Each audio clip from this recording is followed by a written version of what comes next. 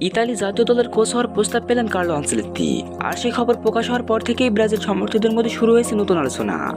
অনেকেই জানতে চাইছেন তাহলে কি আনচেলত্তি ব্রাজিলের দায়িত্ব ছেড়ে ইতালিতে ফিরে যাচ্ছেন। কয়েকদিন ধরে ইতালিয়ান সংবাদ মাধ্যমগুলোতে প্রকাশিত হচ্ছিল যে ইতালি নতুন কোচ খুঁজছে। সেই তালিকায় একেবারে শীর্ষে ছিলেন কার্লো আনচেলত্তি। কারণ আনচেলত্তি শুধু ইতালিতে একজন কিংবদন্তি কোচ নন, বরং ফুটবল ইতিহাসের অন্যতম সফল কোচ। ইউরোপের বড় বড় ক্লাবের হয়ে অসংখ্য ট্রফি জয় করেছেন তিনি। তাই ইতালির মতো একটি দল তাকে আবারও নিজেদের দেশে দায়িত্ব দেখতে চেয়েছিলেন। সেটি খুব একটা অবাক করার মতো কোনো বিষয় নয়। এই খবর সামনে আসতেই ব্রাজিল সমর্থকদের মধ্যে উদ্বেগ তৈরি হয়। কারণ খুব বেশি দিন হয়নি আনচেলত্তি ব্রাজিল জাতীয় দলের দায়িত্ব নিয়েছেন। বিশ্বকাপকে সামনে রেখে তিনি ধীরে ধীরে নিজের পরিকল্পনা সাজিয়েছিলেন।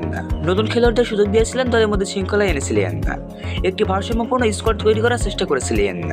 অবশ্য সেই পরিকল্পনা ব্যর্থ হয়েছে। তবে এই সময় যদি তিনি ব্রাজিল ছেড়ে চলে যান, তাহলে পুরো পরিকল্পনাটাই আবার নতুন করে শুরু করতে হবে ব্রাজিলকে। কিন্তু বিভিন্ন নির্ভরযোগ্য সূত্র তথ্য অনুযায়ী জানা যায়, ইতালির পক্ষ থেকে কার্লো আনচেলত্তির সঙ্গে যোগাযোগ করা হলেও তিনি সেই প্রস্তাব গ্রহণ করেননি, বরং অত্যন্ত সম্মানের সঙ্গে ইতালির আবার ফিরিয়ে দিয়েছেন। কারণ হিসেবে জানা গেছে, আনচেলত্তি এখন পুরোপুরি ব্রাজিল দলকে নিয়ে ভাবছেন। তিনি মনে করেন ব্রাজিলের সঙ্গে তার যে প্রকল্প শুরু হয়েছে সেটিকে মাঝপথে ছেড়ে দেওয়া ঠিক হবে না। তিনি ব্রাজিলকে আবারও বিশ্বের সেরা দলগুলোর কাতারে ফিরিয়ে আনতে চান এবং 2030 বিশ্বকাপে দলকে সফল করতে চান। এটা শুধু একটা চাকরির বিষয় নয়, আনচেলত্তির জন্য এটি একটি বড় চ্যালেঞ্জ। কারণ ব্রাজিলে দীর্ঘদিন ধরেই বিশ্বকাপ জিততে পারেনি। কোটি কোটি সমর্থক অপেক্ষা করছেন আবারও সেলেসাওদের হাতে বিশ্বকাপ দেখতে। আর সেই স্বপ্ন পূরণের দায়িত্ব এখন অনেকটাই কার্লো আনচেলত্তির কাঁধে। ব্রাজিলের দায়িত্ব নেওয়ার পর থেকেই তিনি একাধিকবার বলেছেন, তার মূল লক্ষ্য হলো একটি শক্তিশালী এবং ভারসাম্যপূর্ণ দল তৈরি করা। এমন একটি দল যারা শুধু সুন্দর ফুটবলই খেলবে না, বড় ম্যাচে ফল এনে দিতে পারবে।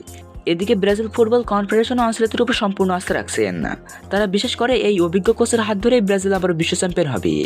তাই আনচেলত্তির সঙ্গে দীর্ঘমেয়াদী পরিকল্পনা নিয়ে এগোচ্ছে তারা। অন্যদিকে ইতালিও এমন একজন কোচকে পেতে চাইছেন তিনি দলকে নতুনভাবে গড়ে তুলতে পারবেন। কিন্তু আনচেলত্তি নিজের বর্তমান দায়িত্বকে বেশি গুরুত্ব দিচ্ছেন। নিজের দেশের প্রস্তাব হলেও সেটিকে সম্মানের সঙ্গে না বলেছেন। বিশ্ব ফুটবলে এমন একটি সিদ্ধান্ত খুব একটা দেখা যায় না। কারণ নিজের দেশের জাতীয় দলের কোচ হওয়া যে কোনো কোচের জন্যই বড় একটা সম্মানের বিষয়। এই সিদ্ধান্তের মাধ্যমে আনচেলত্তি পরিষ্কারভাবে বুঝিয়ে দেন যে তিনি ব্রাজিলের প্রকল্পে সম্পূর্ণ মনোযোগ দিতে চান। 2028 কোপা আমেরিকা এবং 2030 বিশ্বকাপ নিজেদের করে নিতে চান। তাই এই মুহূর্তে অন্য কোনো কোচের দায়িত্ব নেওয়ার কথা ভাবছেন না তিনি।